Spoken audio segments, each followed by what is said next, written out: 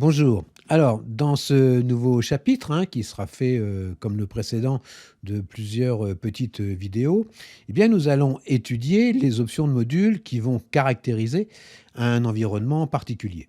Nous étudierons les variables et leurs dimensions, leur portée et puis leur durée de vie. Nous verrons également bien les constantes et puis les variables multiples. Nous verrons comment interagir dans un programme avec les message box et les input box. Nous approfondirons les méthodes de sélection et en particulier pour les tableaux.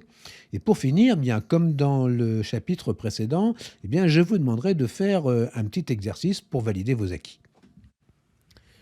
La fenêtre exécution en français ou immediate en anglais permet de lancer des commandes VBA. Cette fenêtre est très utile en mode de déverminage. Le raccourci clavier CTRL-G permet de sélectionner la fenêtre exécution. Alors vous allez entrer le code wsmenu.select dans la fenêtre exécution et puis exécuter la commande avec la touche Enter. Bien, alors nous allons commencer à étudier les variables. L'utilisation de l'instruction option explicite placée en tête de module impose la déclaration explicite par dim, private, public, redeem or static de toutes les variables de ce module. Cette instruction doit apparaître avant toute procédure dans le module. Nous avons vu dans le précédent sous-module de formation qu'il était possible d'appliquer l'option explicite par défaut dans les réglages des options de l'éditeur VBA. Donc rappelez-vous, en faisant Outils, Options et en cochant la case Déclaration des variables obligatoires. Ici, le module 1 affiché est grisé.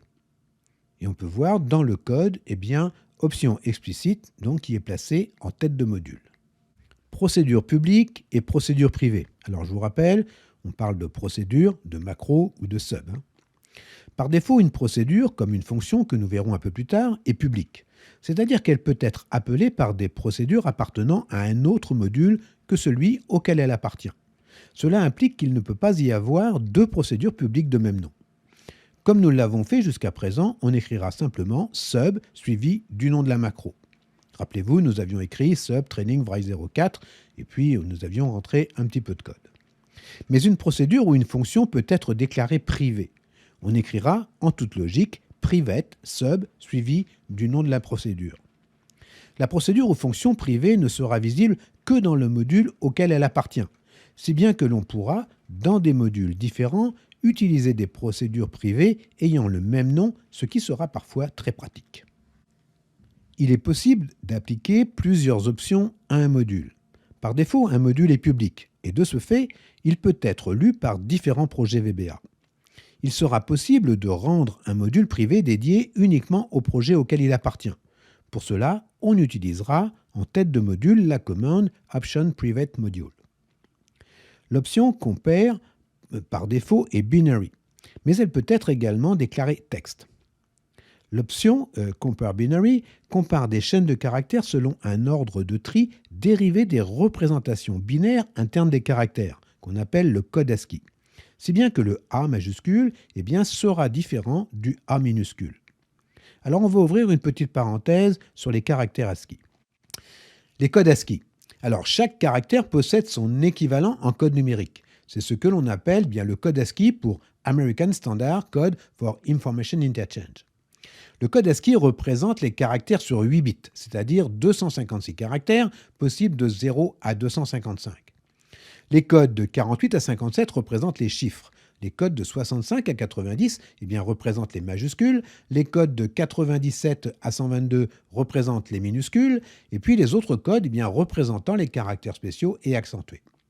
Pour exemple, si vous tapez Alt 14, vous obtiendrez la double croche de musique. Si vous tapez Alt 48, vous obtiendrez le 0, Alt 65, le A majuscule, Alt 97, le A minuscule, et Alt 133, vous obtiendrez le A accent grave.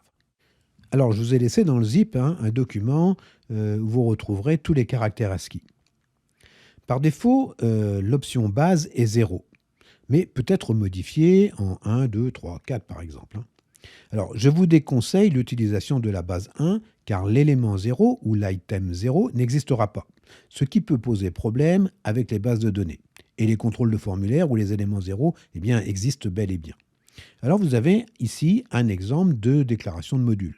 avec option private module, donc on va déclarer un module privé. Option base 0, bon, c'est pas utile puisque par défaut, la base est 0. Option explicit, qui s'est inscrit automatiquement puisque nous avons déclaré les variables obligatoires à partir du menu de l'éditeur de VBA où nous avons enseigné outils, option, déclaration des variables obligatoires. Et puis l'option compare texte ici qui va permettre de comparer les textes, que ce soit des lettres majuscules ou des lettres minuscules.